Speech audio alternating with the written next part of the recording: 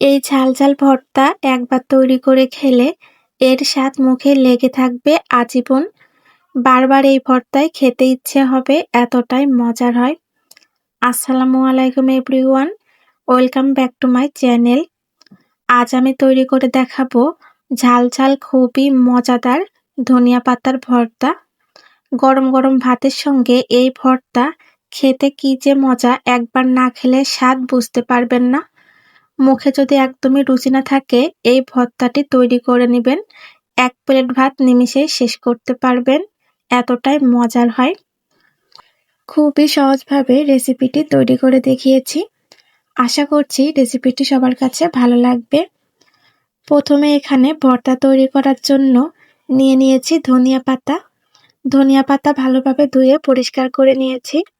এখানে নিয়েছি ৩টা পেঁয়াজ কুচি, কিছু কাঁচামরিচ আর শুকনা মরিচ, সাথে আছে 2টা বড় সাইজের দেশি রসুনের কোয়া। এখন চুলাতে একটা কড়াই বসিয়ে দিয়েছি। এখানে দিয়ে দিয়েছি সরিষার তেল। তেলটা একটু গরম হয়ে আসলে দিয়ে দিব পেঁয়াজ কুচি, দিয়ে দিব রসুনের কোয়া, এখানে দিয়ে দিব শুকনা মরিচ ও কাঁচা মরিচ। এখানে একটু ঝালটা বেশি দিলে ভর্তাটা খেতে ভালো লাগবে। এখন সবকিছু ভালোভাবে নেড়েচেড়ে ভেজে নিব। যেহেতু আমি ভর্তা তৈরি করছি, এজন্য সরিষার তেল দিয়ে সবকিছু ভেজে নিব। এখন এখানে দিয়ে দিব স্বাদ মতো লবণ, দিয়ে দিব 1/2 চা চামচের মতো হলুদের গুঁড়া। লবণ হলুদ দিয়ে ভালোভাবে পেঁয়াজ রসুন মরিচ নেড়েচেড়ে ভেজে নিব। পেঁয়াজ রসুন এমনভাবে ভাজতে হবে যেন পেঁয়াজ রসুনগুলো ভালোভাবে সিদ্ধ হয়ে নরম হয়ে যায়। আমি মিডিয়াম হিটে বেশ কিছুক্ষণ নেড়েচেড়ে ভেজে নিব। ফিরে এসেছি বেশ কিছুক্ষণ পর। দেখুন পেঁয়াজ রসুনের কালারটা কিন্তু অনেকটাই চেঞ্জ হয়ে গিয়েছে। পেঁয়াজ রসুন কিন্তু ভালোভাবে ভাজা হয়ে গিয়েছে, একদম নরম হয়ে গিয়েছে। এ পর্যায়ে এখানে দিয়ে দিব ধুয়ে রাখা ধনিয়া পাতা। এখন সবকিছু ভালোভাবে নেড়েচেড়ে মিশিয়ে নিব। এ পর্যায়ে এখানে ধনিয়া পাতা দেওয়ার পর বেশিক্ষণ ভাজা যাবে না। বেশিক্ষণ ধনিয়া পাতা ভাজলে এর টেস্টটা কিন্তু নষ্ট হয়ে যায়। এজন্য কিছুক্ষণ হালকাভাবে নেড়েচেড়ে নিব। তারপর এখানে দিয়ে দিব 1 চা চামচের মতো আস্ত জিরা। জিরা দিয়ে আমি কয়েক সেকেন্ডের মতো নেড়েচেড়ে নিব। বেশিক্ষণ কিন্তু ভাজা লাগবে না।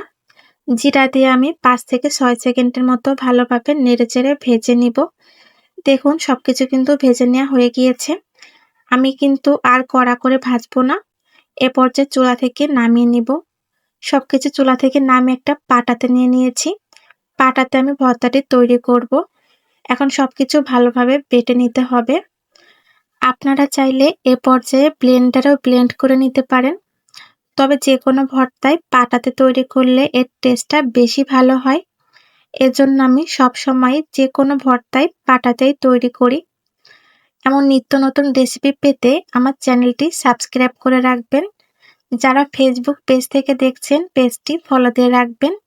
এতে নিত্য নতুন রেসিপি আপলোড দিলেই আপনাদের কাছে পৌঁছে যাবে।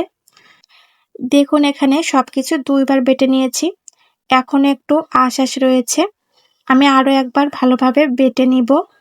ধনিয়া পাতার ভর্তা কিন্তু অনেকভাবেই তৈরি করা যায়।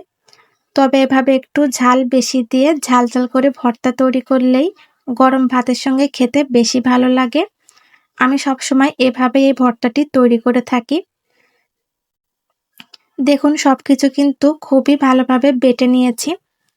এখন সব ভর্তা আমি একত্রে করে নিচ্ছি।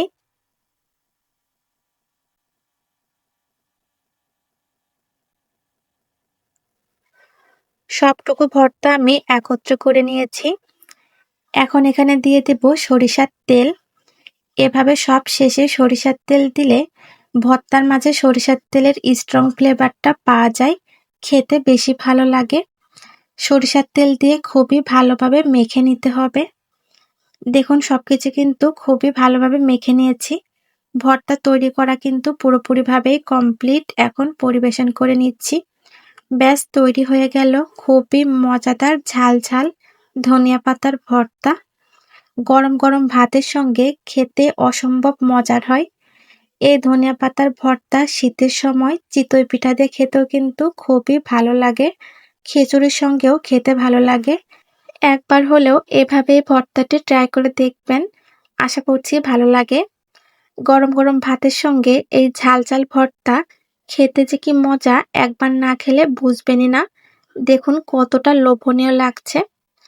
আজকের মতো এ পর্যন্তই। আবারও হাজির হব নিত্য নতুন রেসিপি নিয়ে। সবাই ভালো থাকবেন, সুস্থ থাকবেন। আল্লাহ হাফেজ।